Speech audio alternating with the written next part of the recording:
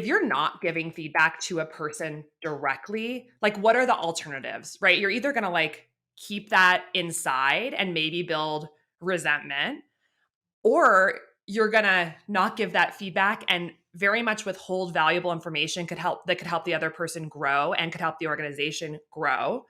Or worse, you're going to talk about it to someone else. And that is gossip. And that is toxic.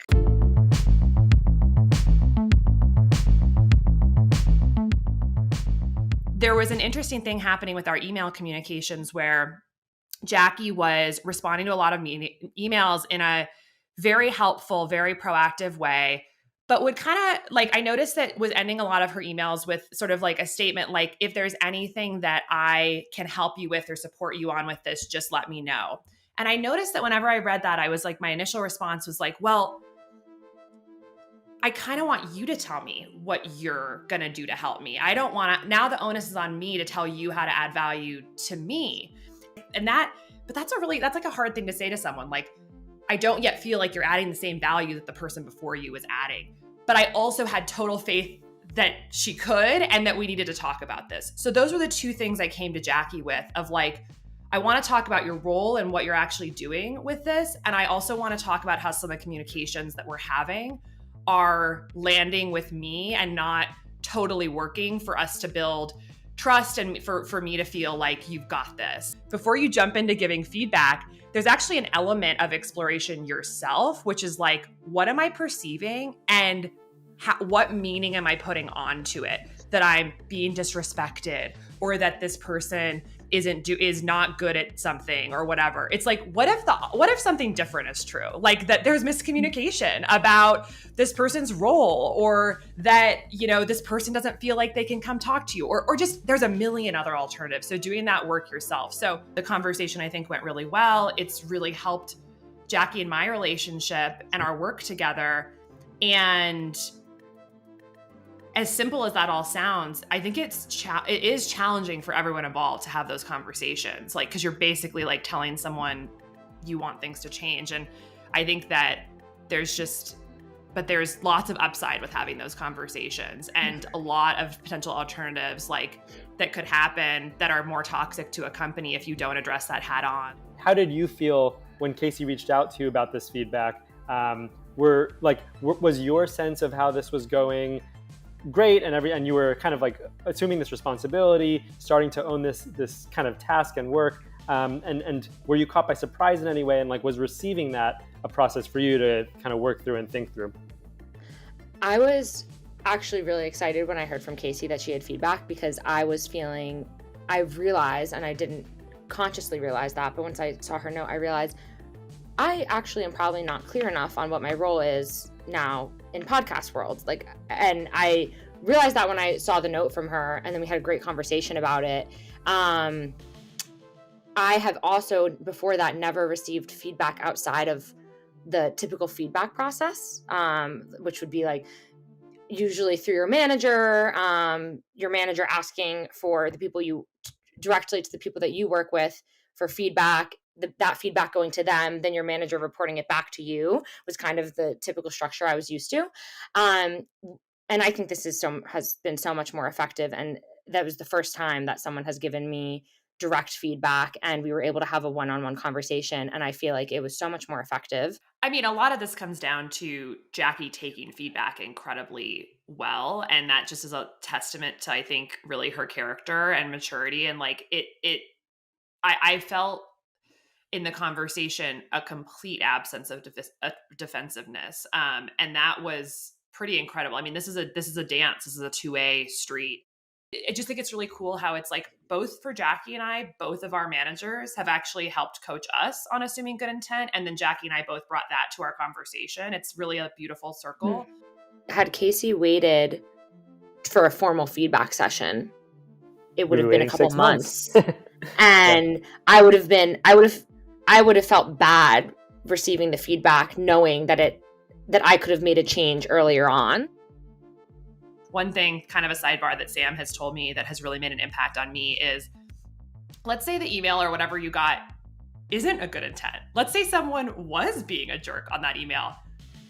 Even in that situation, assume good intent, because it's never going to be a better outcome if you respond thinking that it was not good intent. Like it's going to go better either way if you just assume that it was good. And so that has made such an impact on me. How you say a statement is going to also impact how the person receives it. And an unarguable truth is like what is totally true for you. It's not an accusation. It's not saying a fact. Like you do this. Saying that something, you know, the sky is green, you know, when it's not, is like people can argue with you about. But saying like, sometimes I perceive a green tint to the sky, like it's just a different way of saying it. And so I think that was just another thing I tried to do in shaping the conversation was like, what is true for me? What am I perceiving? Not like, who are you and what are your intentions? So I think that came into play a little bit when we were talking about the email stuff. If it's like, I know I have a sense of how positive some of this language that you're using is and how much you want to help. But the way that I feel when I see that is that you want me to tell you what to do, or you want me to tell you how to add value. And so even though I know consciously, or I feel consciously that it's coming from a really good place, it's landing with me in a way. And that's unarguable. That's how I feel. And so I think that just sets things up. To me, it felt like, and I'd love to hear Jackie's thoughts, but like it isn't a component that I think helps make the conversation kind of go smoother, but like does have to kind of be thought through a little bit ahead of time, because it's sometimes it's easier to make statements that are a bit more like aggressive or accusational, which is not going to land well with people. That was such a perfect example, I think, of super specific, clear feedback. Of course, my intent in putting, let me know how I can help or how can I support you, was always good. So the fact that it was being perceived otherwise, I was like, oh, easy. I just removed that.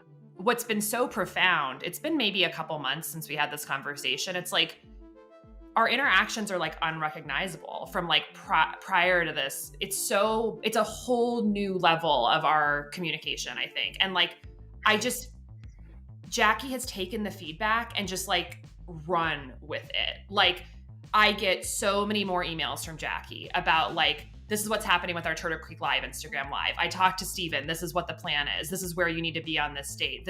And I'm just like, awesome, like phenomenal. Like I think maybe in the past, Jackie would have thought she was overloading me with like too much information or whatever, or like filling my inbox. But I'm just like, this is so great. I know exactly what's happening. I don't have to think about it. Jackie has the ball. And like, but that's just been happening consistently. It's like across threads, email, like closed loop communication. She wrote the strategy document for our podcast. Like, it's like so much has happened. And I don't want to put it all on like this conversation was like the catalyst for all of this, but it's like, it's night and day. Like I feel like the up leveling and just the trust battery and all that stuff. It's like, it's so much bigger. And it makes me feel 10 times more willing to want to give feedback to people in the future, because it's like our relationship and our ability to get great work done together, I think is significantly better than it was in April of this year. So I don't know. I'd love to hear your thoughts, Jackie, too. But like,